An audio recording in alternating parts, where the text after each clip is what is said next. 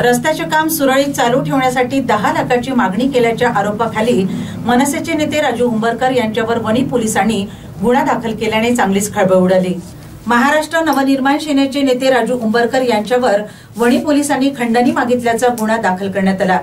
रस्त्याचे काम करणाऱ्या कंत्राटदाराकडून 10 लाखाची खंडणीची मागणी केली गेली अशी तक्रार दिल्याप्रकरणी खंडणीचा गुन्हा दाखल करण्यात आल्याची माहिती समोर आली आहे।